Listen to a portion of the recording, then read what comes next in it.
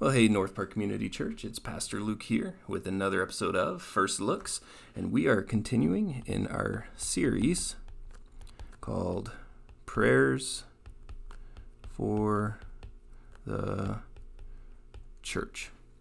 And our passage today comes from Philippians 1, and I've included 3 through 8, but really 9 through 11 is the prayer.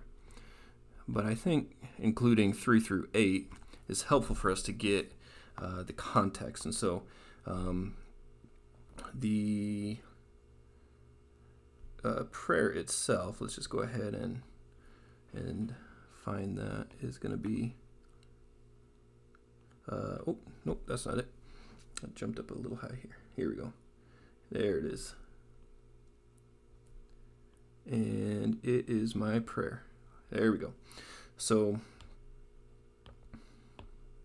the verses leading up to the prayer kind of set the context for Paul's heart and his relationship with the Philippian church, which naturally produces prayer for him. Paul's the kind of guy that as he thinks about people and as he thinks about the people he's writing to, as he remembers them, it causes him to intercede for them and to lift them up in prayer.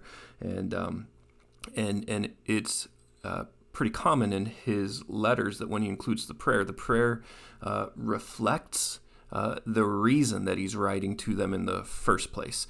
We saw that last week with Ephesians, as he wanted there to be unity and love in the church, and that's one of the primary motifs of the book as a whole, is that the Jew and the Gentile would have the dividing wall that separated them torn down, and that they would be one faith, one baptism.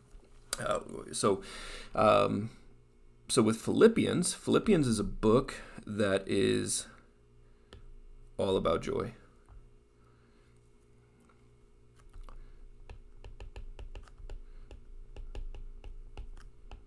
Philippians is all about joy. And so you'll see joy /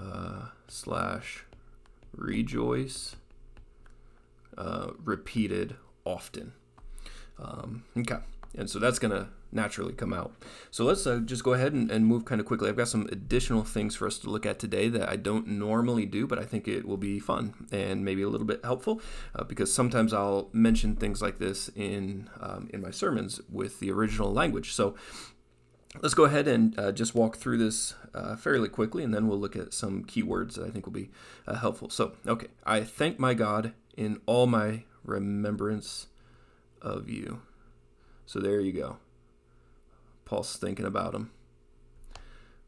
Always, every prayer of mine for you all, making my prayers with joy.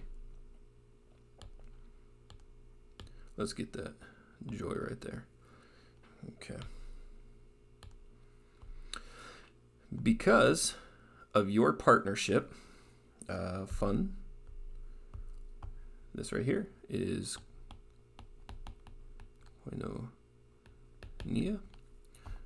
Koinonia, maybe you've heard of that before. Koinonia, the fellowship, sometimes it's called partnership, community, Christian community, the one anothering. That's all kind of in the same vein of thinking. Because of your koinonia, your fellowship, your partnership, your camaraderie in the gospel from the first day until now.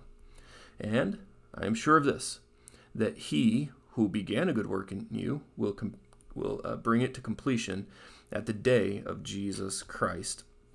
And so this verse, I should say, right there. That is one that theologians like to point to as articulating the doctrine of perseverance of the saints, that if Jesus began a good work in you, you can have confidence that he will bring it to completion on the day that you're presented before him. And Paul goes on to say, it is right for me to feel this way about you because I hold you in my heart.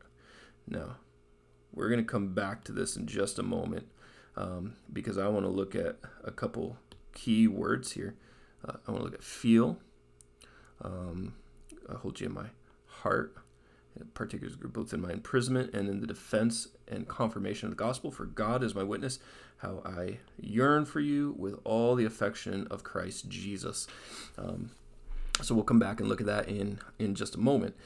Then we get to the prayer itself. And so it is my prayer, he says, remember up there at the beginning, always in every prayer of mine, I'm making prayer with joy. So you bring me joy to pray for you. Here it is. Here's what I've been praying for you about. Is my prayer that your love may abound more and more with knowledge and all discernment, key word right here, so that you may approve what is excellent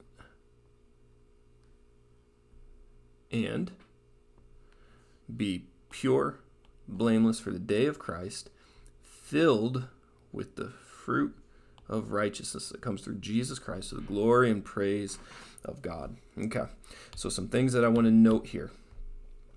So love is to abound more and more in order that the Philippian church can approve what is excellent. Now, the NASB translation will do discernment right here. So you will discern. Let me change that a little bit. Okay. So you may discern what is excellent, and right here with this, they in this rendering here, the NAS will say, excuse me, not the NAS, it's the NIV. The NIV says knowledge and depth of insight.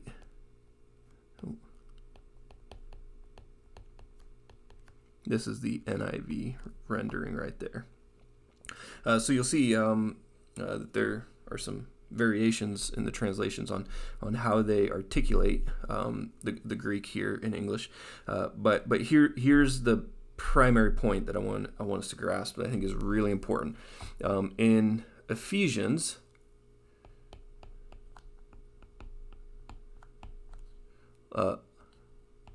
love is the goal of the prayer. In Philippians 1, we can say, love is the means to the goal. Okay. Now, different audience, different prayers for different purposes. It's not that one is right or wrong or anything like that, or that we were missing something in Ephesians, because love is a proper goal in and of itself. Love for God and love for neighbor, and in Ephesians to have the capacity to comprehend the immeasurable, unfathomable love of Christ. Here, however, he wants the love in this church to abound more and more, along with knowledge, so that they can discern or select or approve what is excellent. So one of the things that I'll need to do is I'll need to ask the question, how does love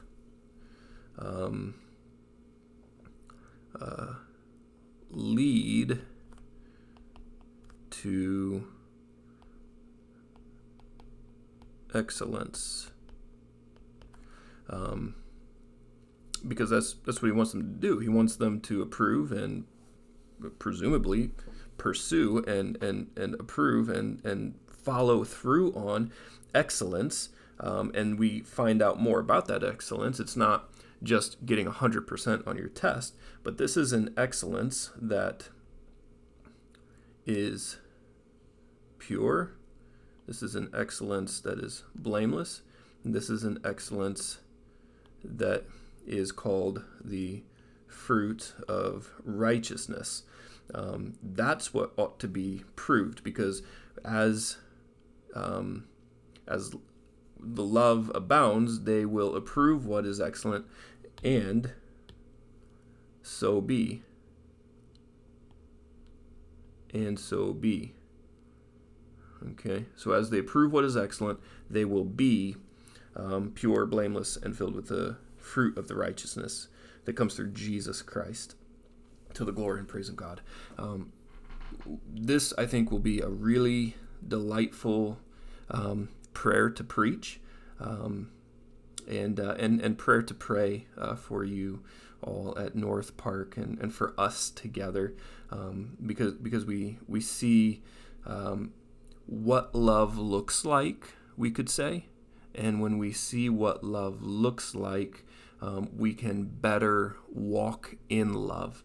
Because love, as we know, is a commitment. It is a decision. It is not a feeling. Right? So we don't fall in and out of love according to the Bible. We choose whether we will love or whether we will not love.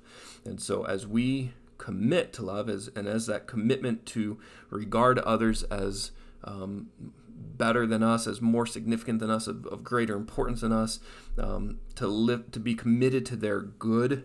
And what I just said is from Philippians chapter 2, if you would like a cross-reference for that. But as we seek to walk in that more and more, we'll be able to, as love increases, we'll be able to see with better clarity the valuable way to live life. And so, goodness, doing a little bit too much here. So just with excellence, we say valuable.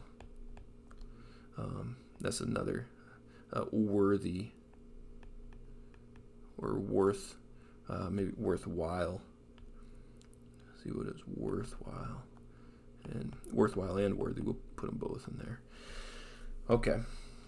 Now, that's the prayer, but today I thought I'd do something a little bit different, and I want to pop back up to these words: feel, heart, yearn, affection, and just show you some Greek, and that'll be fun. So this one is the one that I started with, because feel, when we think that, we think in terms of emotion, sensory, whatever. But here's the thing about this word feel. The word feel is, I got these out of order here, is here we go. Phroneo. So when we look at the word for feel, it's right here. And we say, it is right for me to feel this way about you all because I hold you in my heart. This seems to make sense because heart and feelings work together for us in English.